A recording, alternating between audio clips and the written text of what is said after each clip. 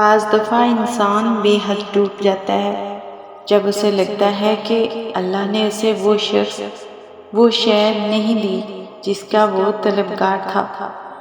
وقتی توڑ پھوڑ کبھی اسے اللہ کے قریب کر دیتی ہے اور کبھی باغی، لیکن وہ رب انسان کو بارہا یہ احساس دلاتا ہے کہ اے میرے بندے، تیرے حق میں میرا فیصلہ تیری چاہ سے بہتر تھا۔ جن کو امید ہو، لگن ہو اور یقین ہو اللہ تعالیٰ کی حکمتوں پر، اس کے فیصلوں پر، وہ کبھی نہیں ٹوٹتے، کبھی نہیں گرتے، کوئی شکوہ نہیں کرتے، بلکہ خاموشی سے وقت کا انتظار کرتے ہیں۔ حالات نہ بھی بدلیں تو کیا ہوا، میرے رب العالمین کو بہتر پتہ ہے کہ اسے کیا کرنا ہے۔ رب کے فیصلوں میں بہت بھلائیاں ہوتی ہیں، صرف صبر، یقین، امید اور چاہت سے جڑے رہیں اس کی ذات سے، وہ تھام لے گی۔ ہم سمجھتے ہیں کہ اللہ ہمیں سن نہیں رہا، ہمارے ساتھ ہوئی زیادتی کو دیکھ نہیں رہا، حالانکہ اسے تو پل پل کی خبر ہے۔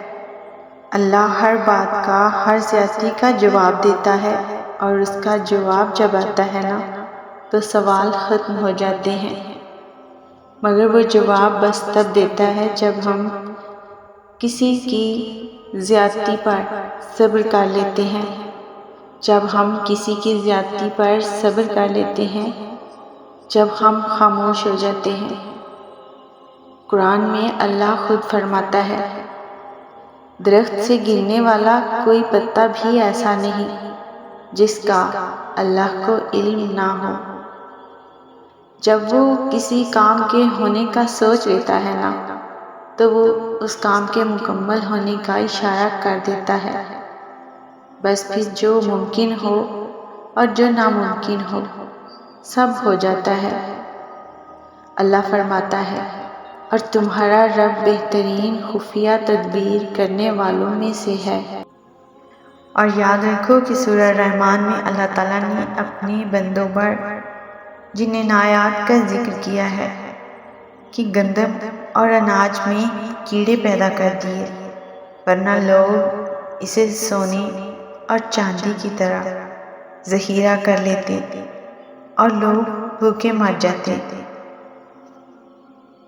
موت کے بعد مردے کے جسم نے بدبو پیدا کر دی، ورنہ کوئی اپنے پیاروں کو دفن نہ کرتا۔ اور مصیبت اور دکھ کے بعد صبر و سکون دیا، ورنہ زندگی کبھی خوشگوار نہ ہوتی۔ یاد رکھو، نہ آزمائش ہمیشہ رہتی ہے، نہ یہ مرحلہ مستقل ہے۔ وہ جو عادل ہے وہی کفیل بھی ہے، وہ مانگی ہوئی دعا کبھی رد نہیں کرتا۔ وہ جو دور لگ رہا ہے تمہیں وہ تمہارے قریب ہی ہے، بھلے تمہاری نظر میں تم بے بس ہو، مگر حقیقت یہ ہے کہ اس نے ہر فیصلہ تمہارے ہاتھ میں تھما رکھا ہے کہ چاہو تو مجھ سے خفا رہ کر سب گنوا دو، اور چاہو تو مجھ کو منا کر وہ بھی پا لو جو کوئی پا نہ سکا۔